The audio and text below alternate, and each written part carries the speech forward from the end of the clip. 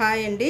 ఈరోజు మన ఛానల్లో పచ్చి శనగపప్పు కొబ్బరికూర కర్రీ చేసి చూపిస్తానండి.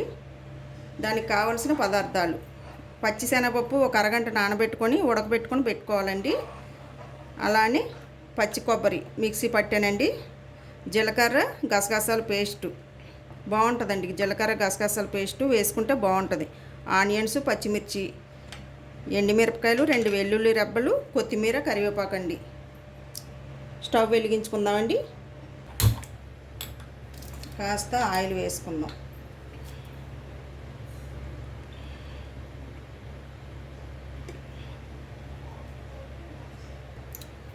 ఆయిల్ హీట్ ఎక్కాక ఆనియన్స్ వేసుకుందామండి. ఆనియన్స్ వేసుకుందాం.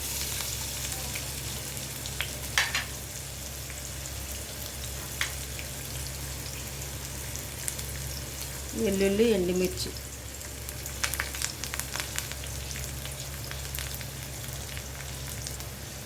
ఒకసారి కలుపుకుందాం.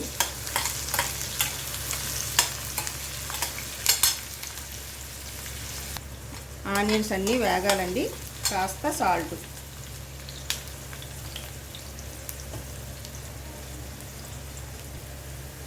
కొద్దిగా పసుపు, జీలకర్ర గసగసాల పేస్ట్ వేసుకోవాలండి. ఒకసారి అంతా కలుపుకుందాం. చూసారు కదా, ఇదంతా మగ్గిపోయింది.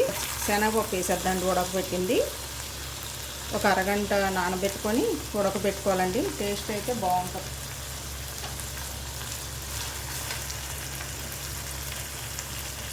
కారం అండి, సరిపడినంత కారం ఒకసారి కలుపుకుందామండి. చూసారు కదా, అంతా వేగుతుంది. కొబ్బరికూర అండి.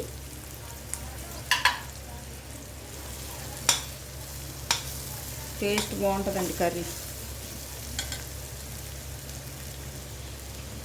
కాస్త వాటర్ వేసుకుందామండి.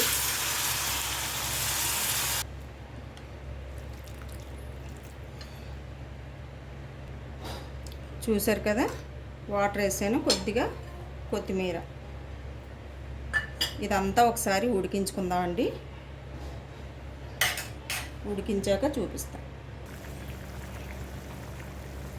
చూసారు కదా, కర్రీ ఉడుకుతుంది. కాస్త గరం మసాలా పొడి, కొద్దిగా జీరా పౌడర్, కొద్దిగా సాల్ట్ ఒకసారి కలుపుకుందాం.